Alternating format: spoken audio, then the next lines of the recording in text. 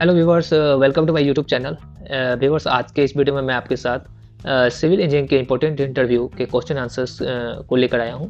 और इस वीडियो में जो मैंने क्वेश्चंस को इंक्लूड किया है वो कहीं ना कहीं real based interview question answers है, जो कि रियल इंटरव्यू में इंटरव्यूअर के द्वारा पूछा गया है और जो कि आपके मेजर कंस्ट्रक्शन कंपनीज हैं उनके द्वारा ये क्वेश्चंस पूछा गया है। तो इस वीडियो में मैं आपके साथ वो क्वेश्चंस तो लेकर आया हूँ, साथ ही साथ उस क्वेश्चंस के जो भी डिटेल्ड डिस्क्रिप्टिव आपके साथ इंफॉर्मेशन शेयर करना हो, जो उसके आंसर्स होने चाहिए, जो जिससे कि अगर आप उस आंसर्स को इंटरव्यूअर को देते हैं तो उस कहीं ना कहीं आप टेक्निकली स्ट्रॉन्ग फील होंगे और कहीं ना कहीं एक आपका इंप्रेशन वहाँ पर अच्छा बनेगा। तो इस वीडियो को अंत तक देखिएगा। ये वीडियो आपके लिए हेल्पफुल रहने वाला है। ये कहीं ना कहीं आपके अंदर एक कॉन्फिडेंस लाएगा और साथ ही साथ ये आपके नॉलेज को, आपके स्किल्स को एनहेंस करेगा। तो अगर ये वीडियो आपके लिए हेल्पफुल रहेगा तो इसे लाइक कीजिएगा, शेयर कीजिएगा और मेरे चैनल को सब्सक्राइब जरूर कीजिएगा, ताकि एक सपोर्ट मिले और मैं ऐसे ही इंटरव्यू के क्वेश्चंस के आंसर्स और सिविल्स के रिलेटेड, ड्राफ्टिंग के रिलेटेड वीडियो आपके लिए लेकर आता रहूँ। तो देर न करते हुए चलिए शुरू करते हैं। व्यूअर, जो आज का सबसे पहला क्वेश्चन है वो है what are the types of load acting on a structure. आपके स्ट्रक्चर, जितने भी स्ट्रक्चर हैं, वो जब डिज़ाइन होता है उस पर क्या किया जाता है, उससे पहले डिज़ाइन करने से पहले उसके सारे पर्सपेक्टिव को देखा जाता है और उसको डिज़ाइन करने से पहले उस पर कितने सारे लोड आने वाले हैं, तो उस लोड को ध्यान में रखते हुए साथ ही साथ फैक्टर ऑफ सेफ्टी के साथ वहाँ पर क्या करना पड़ता है कि उसको डिज़ाइन करना पड़ता है। तो अगर आपसे इंटरव्यू पूछना चाह रहा है कि देखिए, आप कभी भी अगर इंटरव्यू में जाते हैं तो आपको इंटरव्यूअर को ज़्यादा ऐसा नहीं दिखाना है कि मुझे ज़्यादा नॉलेज है, क्योंकि आप ज़्यादा जैसे ही आप नॉलेज में जाएंगे, क्योंकि जो इंटरव्यू ले रहा है वो कहीं ना कहीं आपसे ज़्यादा एक्सपीरियंस पर्सन वहाँ बैठा हुआ है। तो अगर आप ये कोशिश करेंगे कि आप अपने ज़्यादा से ज़्यादा नॉलेज को दिखाने की कोशिश करेंगे तो वो कहीं ना कहीं आपको उस नॉलेज में फंसा लेगा मीन्स कि आपको कहीं ना कहीं वहाँ पर कुछ ना कुछ ऐसे पॉइंट्स होंगे जहाँ पर आप मिस कर जाएंगे। तो आपको कभी भी इंटरव्यू में ज़्यादा कुछ नहीं बताना चाहिए, पॉइंट टू पॉइंट आपको बात करना चाहिए। जहाँ आपको लगे कि इस बात को थोड़ा सा डिस्क्राइब करके बताना है तो आपको थोड़ा डिस्क्राइब करके बताना है। जहाँ आपको लगे कि पॉइंट टू पॉइंट बताना है तो आपको पॉइंट टू पॉइंट बताना है। जैसे मैं देखिए आपको बताता हूँ, what are the types of load acting on a structure. आपसे ये नहीं पूछ रहा है डिजाइन कैसे करते हैं, क्यों लोड लगता है, ये सब नहीं पूछ रहा है, आपको ये सब नहीं बताना है। ठीक है, ये तो मैं आपको यहाँ पर बस एक नॉलेज के लिए आपको बता रहा हूँ। बट आपको अगर ऐसा कोई इंटरव्यू क्वेश्चन पूछता है कि what are the types of load acting on a structure, ठीक है, तो इसका मतलब यही वो जानना चाह रहा है कि किसी भी स्ट्रक्चर पर कितने तरह के लोड लगते हैं, कितने तरह के लोड होते हैं, उसको जानना चाह रहा है। तो आपको पॉइंट टू पॉइंट आंसर देना है कि sir there are different types of load acting on a structure, some of them are. आपको ऐसा लेना है कि क्या है, dead load, live load, wind load and seismic load. बस आपको इतना ही आंसर देना है।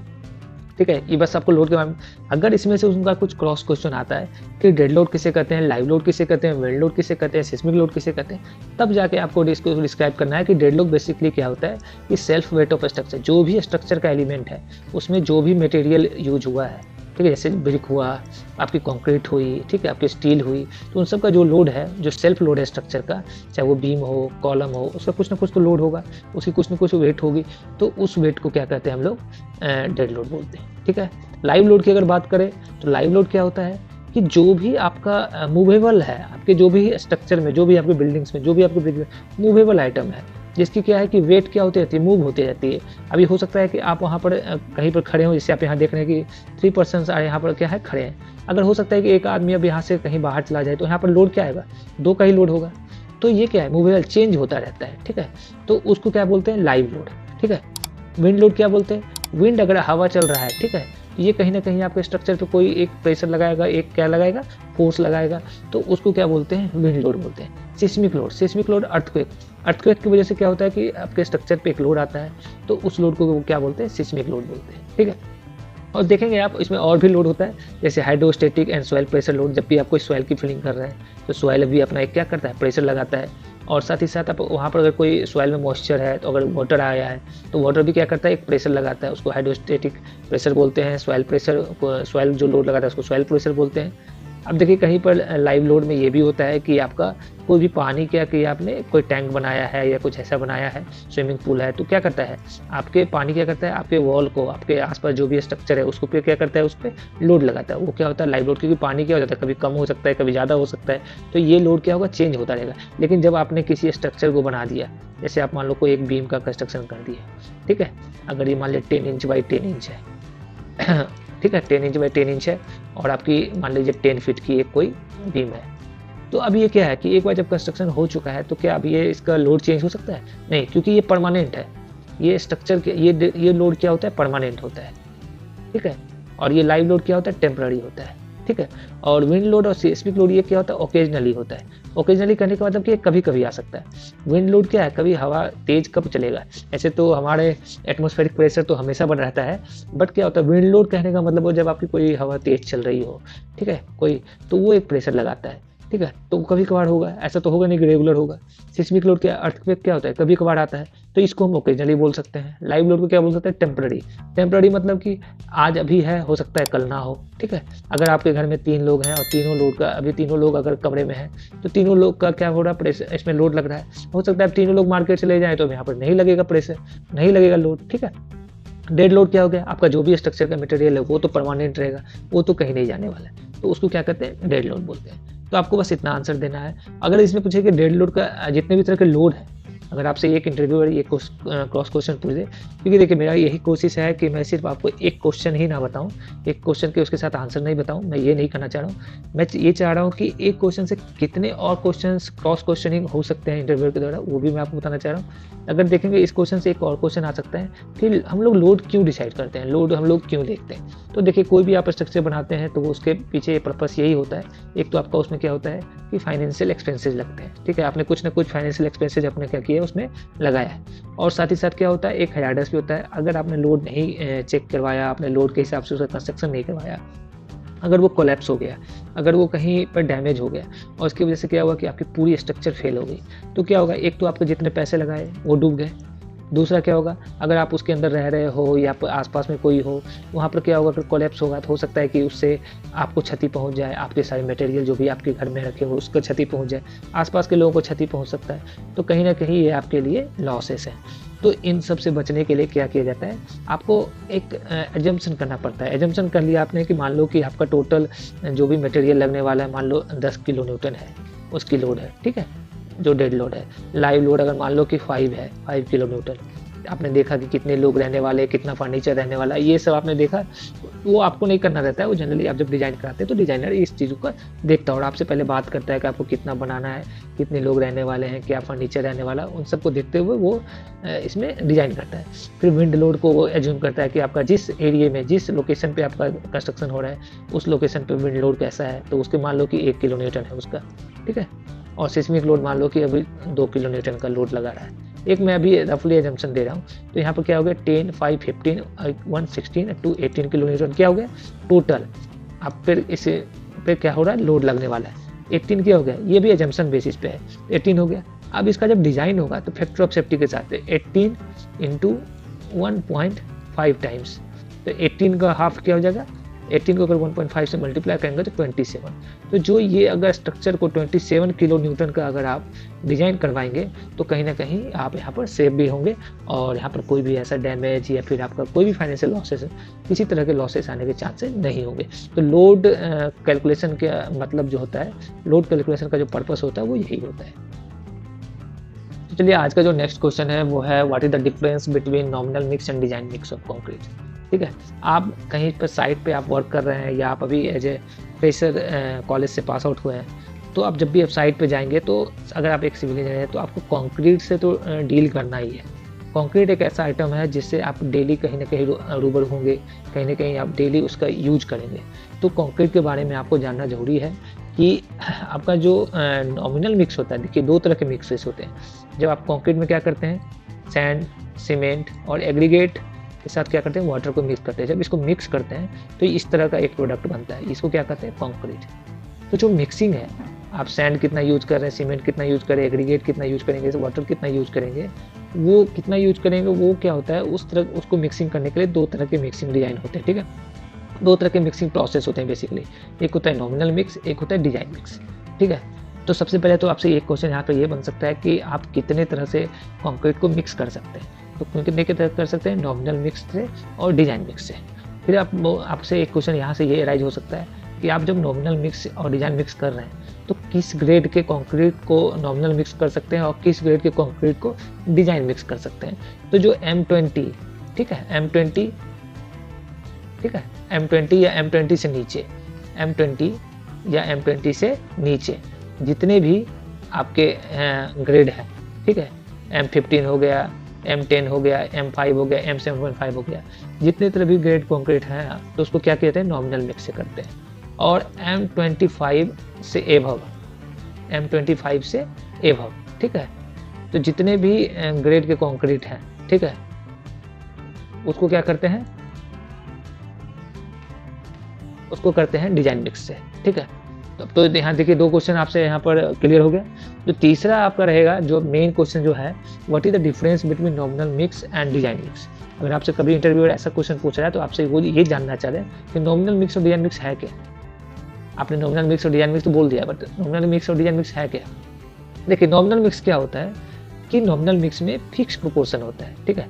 फिक्स प्रोपोर्शन का मतलब हो गया कि पहले से एक सेट आपको एक डिटेल दे दिया गया है कि ऐसा कीजिए, आप 1:2:4 के रेशियो से किसी कंक्रीट को मिक्स कर दीजिए। इसमें किसी और फैक्टर को इंक्लूड नहीं किया, जैसे कि आपके वाटर को, आपके एग्रीगेट के ग्रेडिंग को, आपके सीमेंट के टाइप्स को, आपके एनवायरनमेंट के एक्सपोजर को, आपके टाइप्स ऑफ कंस्ट्रक्शन को, आपके टाइप ऑफ सुपरविजन को, इन सबको किसी चीज़ को उन्होंने देखा ही नहीं। बस एक जनरल वे में आपको दे दिया कि आप ऐसा कीजिए, 1:2:4 के रेशियो में आप कंक्रीट मिक्स कीजिए और कंक्रीट कर दीजिए। तो जनरली ये किस केस में होता है कि अगर आपको यहाँ पर फिक्स प्रोपोर्शन है कि आपको इतना इतना इतना पे कर दीजिए, ये फिक्स्ड है 1:2:4, तो इसको क्या कहते हैं, नॉमिनल मिक्स। और जनरली ये कब होता है, जनरली ये तब होता है जब आपका कोई ऐसा, क्योंकि M20 और M20 से जो नीचे का आपका क्या कहते हैं कंक्रीट है, वो जनरली लो ग्रेड कंक्रीट में आता है। जैसे M20 तो आपका RCC में आ जाता है, उसके बाद अगर आप देखेंगे तो आपका लीन कंक्रीट में आ जाएगा, PCC वर्क में यूज होता है। तो PCC में जनरली आपकी स्ट्रेंथ की उतनी रिक्वायरमेंट होती नहीं है, तो वहाँ पर क्या करते हैं कि आपको डिजाइन मिक्स नहीं करने को बोलते हैं। वो इसलिए क्योंकि जब आप किसी का डिजाइन मिक्स कराएंगे तो उसमें आपका कुछ ना कुछ एक्सपेंसेज आएगा, तो उस एक्सपेंसेज को क्यों करना, जब आपको वहाँ पर कोई स्ट्रेंथ की रिक्वायरमेंट नहीं है तो आपको डिजाइन मिक्स कराने की रिक्वायरमेंट नहीं है, ठीक है। लेकिन जैसे ही आप M25 या M25 से ऊपर की तरफ कंक्रीट की तरफ जाते हैं, इसका मतलब हुआ कि वहाँ पर आपको हाई स्ट्रेंथ की रिक्वायरमेंट है, ठीक है। और हाई स्ट्रेंथ की रिक्वायरमेंट के साथ साथ आपको वहाँ पर मटेरियल का कंजम्पशन भी कंट्रोल करना है, ठीक है। ऐसा नहीं कि आप जैसे कि आप चले गए, आपका 1:1:2 आपका हो गया M25 का, अगर आप चले जाएंगे M30 का तो 1:0.5, ऐसा नहीं होगा ना, ठीक है। तो इस तरह का नहीं होगा। तो इसको क्या करते हैं कि, और आपका जो स्ट्रेंथ है वहाँ पर आप इस चीज़ को मतलब ये भी नहीं कर सकते, नेगलेक्ट भी नहीं कर सकते कि आप जनरली फिक्स पे ही जाके कंक्रीटिंग करा दिए। आपको मिक्स डिजाइन करने के बाद आपको एक रेशियो मिलेगा, ठीक है। वो डिफरेंट फैक्टर्स पे डिपेंड भी करता है, और आपका एग्रीगेट का साइज कहाँ क्या है, आपके सोर्स ऑफ एग्रीगेट क्या है, आपके सोर्स ऑफ फाइन एग्रीगेट क्या है, उसमें बल्किंग फैक्टर क्या है आपका, जो आपका फाइन एग्रीगेट होता है, ठीक है, और आपका ग्रेडिंग क्या है। इन सब पे जब उसको क्या करते हैं, जो डिजाइन मिक्स होता है, डिजाइन मिक्स में क्या करते हैं, आपके सारे मटेरियल के सैंपल को क्या किया जाता है, कलेक्ट किया जाता है, और उसको क्या करते हैं, डिफरेंट रेशियो के साथ उसको क्या करते हैं, लैब में टेस्ट करते हैं। डिफरेंट रेशियो के साथ उसको क्या करते हैं, सैम्पलिंग करते हैं, डिफरेंट रेशियो के साथ मिक्स करते हैं। जैसे कि कभी 1:1.1:2.5 पे उन्होंने कर दिया, कभी कर दिया 1:2 और 1.2:2.6 पे कर दिया। इस तरह की मिक्सिंग करते हैं। और यहाँ पर थोड़ा मैं आपको करेक्ट करना चाहता हूँ, ये मैंने आपको एक मतलब थोड़ा सा अंडरस्टैंडिंग के लिए बताया, बट जनरली जो डिजाइन मिक्स होती है, डिजाइन मिक्स में क्या होता है, ये वेट वाइज होता है। ये क्या होता है, वेट वाइज होता है। जो इसमें सैम्पलिंग ली जाती है, जैसे मान लो कि 50 kg का आपका सीमेंट लिया, 50 kg का, तो एग्रीगेट जो होगा, मान लीजिए कि वो लेना अगर होगा तो मान लो 100 kg लेगा फाइन एग्रीगेट। कोर्स एग्रीगेट अगर मान लो कि 150 kg लिया, तो जितने भी जो मटेरियल ली जाएगी वो वेट वाइज ली जाएगी, ठीक है, और इसको मिक्सिंग वेट वाइज किया जाएगा। जबकि नॉमिनल मिक्स में जो होगा, जो भी आपका मिक्सिंग होगा वो वॉल्यूम वाइज होगी, ठीक है, वॉल्यूम वाइज होगी, ठीक है। तो एक ये भी डिफरेंस है। दूसरा क्या है, डिजाइन मिक्स में जो आपका प्रोपोर्शनिंग किया जाता है, जो भी लिया जाता है उसको डिफरेंट रेशियो के साथ लिया जाता है, उसको मिक्स किया जाता है, फिर उसकी सैम्पलिंग की जाती है, और उसके बाद क्या करते हैं, क्यूब मोल्ड में फिल करते हैं, फिर उसके बाद टेस्ट करते हैं, और देखा जाता है कि किस रेशियो के साथ जाकर जो हमें रिक्वायरमेंट, जैसे M25 है तो हमें किस रेशियो पे M25 का स्ट्रेंथ मिल रहा है। तो जिस रेशियो में स्ट्रेंथ मिल रहा है उसमें देखा जाता है कितने वाटर सीमेंट रेशियो कितना था, और उसमें सीमेंट कितना था, उसमें सैंड कितना था, उसमें फाइन कोर्स एग्रीगेट कितना था। इन सब को देखते हुए एक रिपोर्ट बनता है, उसी को कहते हैं डिजाइन मिक्स रिपोर्ट। ठीक है, तो ये आपका बेसिक डिफरेंस है। चलिए जो नेक्स्ट क्वेश्चन है वो है what is the difference between tensile and compressive strength, compressive stress sorry. तो टेंसाइल स्ट्रेस और कंप्रेसिव स्ट्रेस आपने सुना होगा, टेंसाइल और कंप्रेसिव। जैसे टेंसाइल का नाम ही से आपको पता चल रहा है कि खिंचाव। ठीक है, जब देखेंगे ये आपका मान लो ये आपका एक बार है, या आप कोई एक प्रोडक्ट है आपको, अगर आप इसको दो अलग अलग साइड से जबकि इसको पुल करेंगे अपनी ओर खींचेंगे दो अलग अलग साइड से, तो इसके बीच यहाँ पर जो स्ट्रेस आएगा वो आ जाएगा टेंसाइल स्ट्रेस।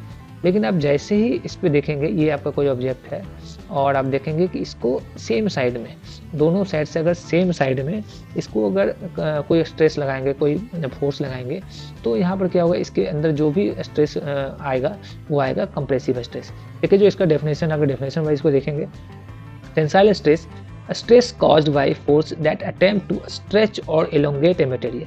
आप जैसे देखिए अगर अपोजिट साइड में अगर इसको पुल करेंगे तो इसका मतलब क्या है, इसको ये एलोंगेट करेगा, इसको मतलब इसकी साइज को, इसके लेंथ को क्या करेगा, बढ़ाने की कोशिश करेगा। तो और यहाँ पर जो इसके बीच इसी वे में जो अभी यहाँ पर स्ट्रेस बनेगा उसको क्या कहेंगे, टेंसाइल स्ट्रेस। कंप्रेसिव स्ट्रेस में क्या होगा, stress caused by the force that attempt to compress और शॉर्टन ए मटेरियल। अभी आप देखेंगे दोनों क्या कर रहा है कि एक इधर से पुश कर रहा है, एक इधर से पुश कर रहा है, इसको छोटा करने की कोशिश कर रहा है। तो यहाँ पर जो आपका स्ट्रेस आएगा वो आ गया आपका कंप्रेसिव स्ट्रेस। चलिए जो आज का नेक्स्ट क्वेश्चन है वो है what is a benchmark in serving. आप भी जब भी साइट पर जाते हैं तो आपको एक बेंचमार्क सुना होगा आपने, टेम्पररी बेंचमार्क या बेंचमार्क आपने ऐसे सुना होगा। बेंचमार्क होता क्या है, तो पहले वो डेफिनेशन से समझ लेते हैं। A benchmark is a reference point of known elevation used to measure and calculate the height or vertical position of a other points during the surveying. It acts as a starting point for the labeling operations.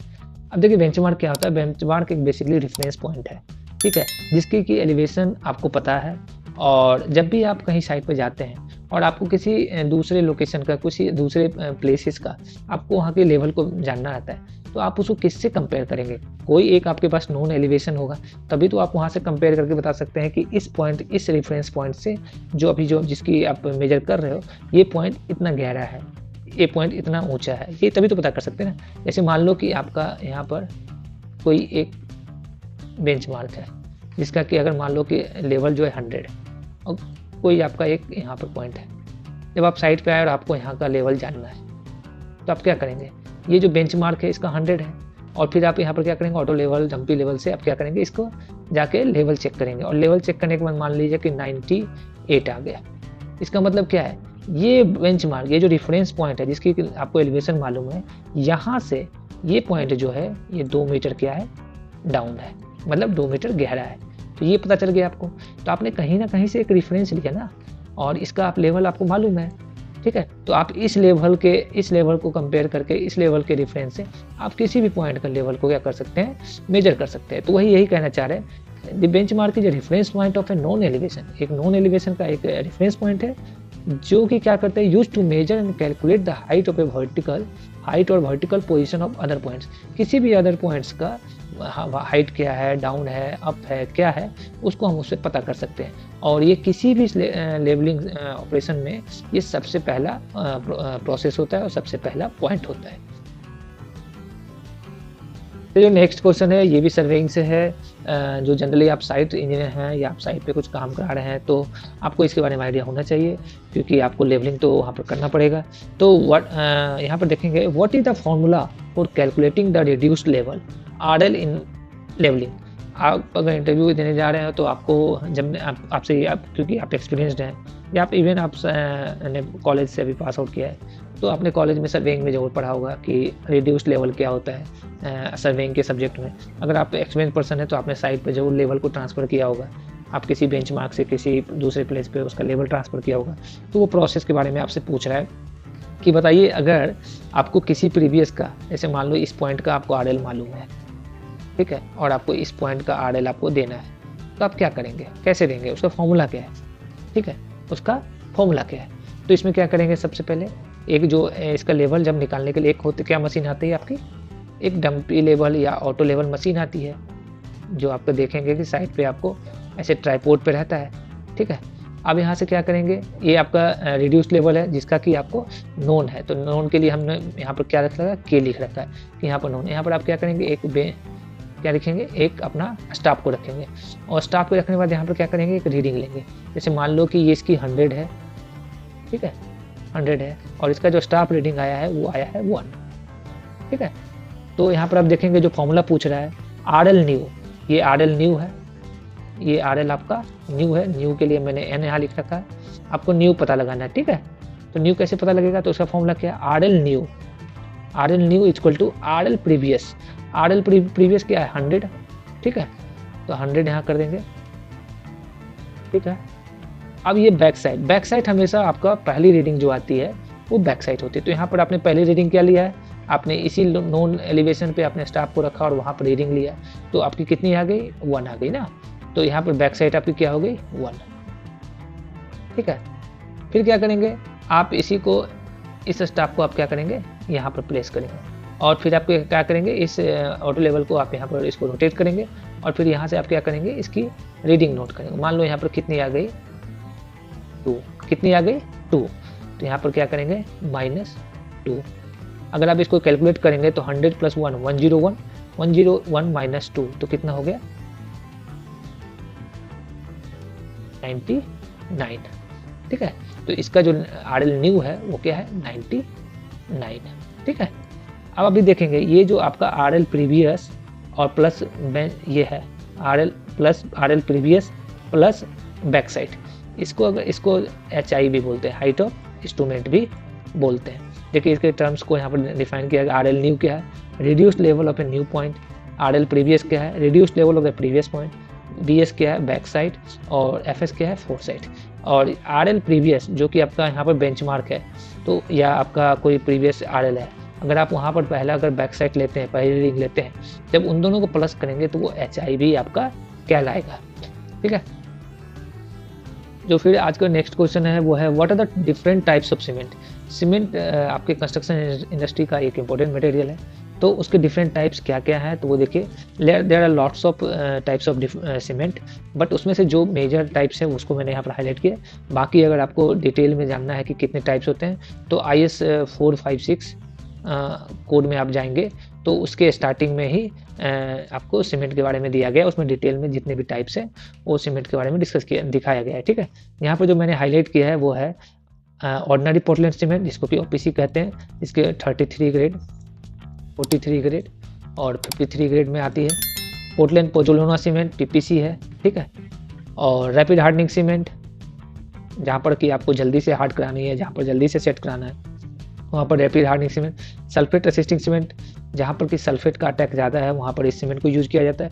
Low heat cement, जहाँ पर कि आपको ऐसे structure का concreting करनी है जहाँ पर कि आपको स्ट्रेंथ की रिक्वायरमेंट है और आपको जल्दी से उसमें कुछ क्रैक व्रैक नहीं आना चाहिए, तो वहाँ पर हीट ऑफ हाइड्रेशन को कम करने के लिए लो हीट सीमेंट का यूज करते हैं। जनरली ये आपका जो मास कॉन्क्रीटिंग होता है उसमें भी ये यूज होता है।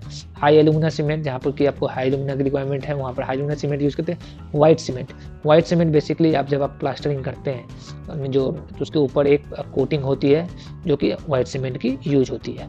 तो ये डिफरेंट टाइप्स ऑफ आपके सीमेंट है। इसके अलावा और भी 6 टाइप्स ऑफ सीमेंट है जो कि जिसके बारे में अगर आपको जानना है तो IS 456 का आप रेफरेंस ले सकते हैं। देखिए अब जो नेक्स्ट क्वेश्चन है what are the different types of admixture used in concrete. तो अगर आप साइट पे कंक्रीट करा रहे हैं और आपने कभी एडमिक्सचर यूज किया है तो कितने टाइप्स के एडमिक्सचर्स होते हैं उसके बारे में पूछ रहा है। अगर इसके बारे में भी आपको अगर ज़्यादा जानना है, डिटेल में जानना है तो मुझे कमेंट कीजिएगा, नहीं तो IS 456 में आप जाके देखेंगे तो उसमें आपको डिटेल में बताया गया कि आपके डोजेज क्या होने चाहिए, आपका लिमिटेशन क्या होने चाहिए और डिफरेंट टाइप्स ऑफ एडमिक्सचर के बारे में, ठीक है। तो जो डिफरेंट टाइप ऑफ आपका एडमिक्सचर है वो है प्लास्टिसाइजर। प्लास्टिसाइजर क्या होता है, प्लास्टिसाइजर क्या करता है, improve workability and reduce water content. अगर आपका वाटर सीमेंट रेशियो जो क्या है कि अगर जैसे आप वाटर के कंटेंट को बढ़ाएंगे तो कहीं ना कहीं आपके जो कंक्रीट की स्ट्रेंथ होगी वो कम होगी। तो आपको वाटर सीमेंट रेशियो नहीं बढ़ाना है और आपको वर्केबिलिटी अच्छी करनी है तो उस केस में आपको प्लास्टिसाइजर का मिक्स किया जाता है। सुपर सुपर प्लास्टिसाइजर क्या करता है, provide higher workability and reduce water content significantly. आपको ऐसी जगह पे कहीं कंक्रीटिंग करनी है जहाँ पर कि आपको वर्केबिलिटी ज़्यादा चाहिए, बट आपको उसमें वाटर सीमेंट रेशियो बढ़ानी नहीं है, आपको स्ट्रेंथ भी चाहिए, हायर वर्केबिलिटी चाहिए, तब जाके आपको जो एडमिक्सचर यूज करना है वो सुपर प्लास्टिसाइजर करना है। एक्सीलरेटर क्या होता है, speed up setting time of concrete. जो हमारी सेटिंग इनिशियल सेटिंग टाइम होती है वो 30 मिनट की होती है, ठीक है, और फाइनल सेटिंग जो टाइम होती है वो 600 मिनट की होती है। तो आपको जो है कंक्रीट की सेटिंग टाइम को जब आपको क्या करना है, स्पीड अप करना है, मतलब कि आपको जल्दी सेट करवाना है। कहीं पर आपने कंक्रीट किया है, जैसे आप देख लो कि कहीं आप ऐसे एरिया में कंक्रीट कर रहे हैं जहाँ की नीचे या अंडरग्राउंड वाटर में आप कंक्रीट कर रहे हैं या समुद्र में कंक्रीट कर रहे हैं, तो वहाँ पर आपको जल्दी कंक्रीट को सेट कराना है। तो आप क्या करेंगे, रैपिड हार्डनिंग सीमेंट यूज करेंगे या फिर एक्सीलरेटर एडमिक्सचर का यूज करेंगे, जो कि क्या करेगा, उसकी सेटिंग टाइम को बढ़ा देगा, और मतलब सेटिंग टाइम को क्या कर देगा, कम कर देगा, और आपके क्या कर देगा कि जल्दी कंक्रीट को सेटअप करा देगा। रिटार्डर क्या करता है कि जब भी आपको कोई कंक्रीट के सेटिंग टाइम को स्लो करना है, स्लो कहने का मतलब हो गया कि जैसे मान लो कि आप आरएमसी यूज कर रहे हो, तो क्या है कि आपने आरएमसी से कंक्रीटिंग मंगवा लिया और उसको आने में लग गया, उसको आने जाने मतलब आने में उसको लग गया 45 मिनट्स। तो आपको पता है कि 30 मिनट्स में आपका इनिशियल सेटिंग टाइम होता है कंक्रीट का, वो सेट होने लगेगा, फिर वो साइट पे आया, साइट पे आप उसको यूज करते करते आपका हो गया 1 आवर। तो आप देखेंगे कि 1 आवर एंड 45 मिनट, लगभग 2 आवर्स के आसपास आपका टाइम वेस्ट हो चुका। तो इस केस में क्या करेंगे कि अगर रिटार्डर को यूज कर लेंगे तो वो क्या करेगा, इसके सेटिंग टाइम को स्लो कर देगा, जो कि allow more time for mixing and placing. तब आप आराम से थोड़ा सा टाइम ले सकते हैं और आप उसको आराम से मिक्स कर सकते हैं। या कभी कभार आप देखते हैं कि आपकी आरसीसी वॉल पे कंक्रीटिंग हो रही है, तो आरसीसी वॉल में जनरली क्या देखेंगे कि कंक्रीटिंग जो होती है वो उसकी क्वांटिटी क्या होती है, कम होती है। ठीक है, या आप कोई कॉलम कर रहे हैं, आपको 10 कॉलम करनी है, उसमें 6 MPU का कंक्रीटिंग लगना है। तो ऐसा तो होगा नहीं कि आप एक कॉलम किए और आए और आप कंक्रीट को पोर करना शुरू कर दिए, बस लगातार पोर करते जा रहे, नहीं, आप इस कंक्रीटिंग में जाएंगे, फिर आप दूसरे कॉलम पे जाएंगे, फिर उसमें आपको उसके फोल्डिंग वगैरह सब कुछ करना पड़ेगा, फिर उसमें जाके आपको मिक्स करना मतलब पोर करना पड़ेगा, तो इसमें टाइम टेकिंग हो सकता है। तो अगर आप देखेंगे तो आपका कंक्रीट सेट होना शुरू हो जाएगा। तो इस केस में क्या करते हैं, रिटार्डर का यूज़ करते हैं ताकि उसके सेटिंग टाइम को कम कर सकें। एयर इंट्रेनिंग एजेंट, ठीक है, जो नेक्स्ट है वो है air entraining agent. Introduces air bubbles to improve freeze thaw resistance. ये क्या करता है, एयर बबल्स को इंट्रोड्यूस करता है ताकि आपके फ्रीज थॉ रेजिस्टेंस को इम्प्रूव कर सके। अब नेक्स्ट क्या है, water proofing agent. Water proofing agent आप देखते होंगे कि जनरली आप अपने कंक्रीट में या जहाँ पर आपको देखते होंगे कि कोई वाटर से कांटेक्ट है, तो वहाँ पर क्या करते हैं, वाटर प्रूफिंग, जो डॉक्टर फिक्सिट या और भी मार्केट में फॉसलॉक का जो आता है या और भी अलग अलग टाइप्स के केमिकल एडमिक्सचर अवेलेबल है, जो कि क्या करते हैं, आप उसको मिक्स करते हैं ताकि क्या करे, वो आपके वाटर रेसिस्टेंस को क्या करे, आपके जो स्ट्रक्चर में कंक्रीट जो दे रहे हैं आप, वो वाटर रेसिस्टेंट हो जाए और उसमें वाटर को रिपेलिंग करे, तो उसको क्या कहते हैं, वाटर प्रूफिंग एजेंट। अब आपको ये क्वेश्चन पूछा जा सकता है इंटरव्यू में कि एक्चुअली एडमिक्सचर होता क्या है। तो एडमिक्सचर क्या होता है, देखिए कंक्रीट में आप क्या क्या मिक्स करते हैं, वाटर, सीमेंट, सैंड और एग्रीगेट। ये आपका क्या है बेसिकली, ये देखेंगे तो ये आपका क्या है, इतने मटेरियल को आपको बेसिकली एक नॉर्मल कंडीशन कंक्रीट में आपको यूज करना रहता है, ठीक है, ये होता है। लेकिन इसके अलावा अगर इसमें कुछ आप मिक्स कर रहे हैं, कुछ भी मिक्स कर रहे हैं जिससे कि आपके कंक्रीट के प्रॉपर्टी में कोई चेंजेस नहीं आ रहा है, तो उसको कहते हैं एडमिक्सचर, ठीक है। जैसे आप प्लास्टिसाइजर यूज कर रहे हैं उसकी वर्केबिलिटी बढ़ाने के लिए, सुपर प्लास्टिसाइजर यूज कर रहे हैं उसके हायर वर्केबिलिटी के लिए, एक्सीलरेटर कर रहे हैं उसके सेटिंग टाइम को बढ़ाने के लिए।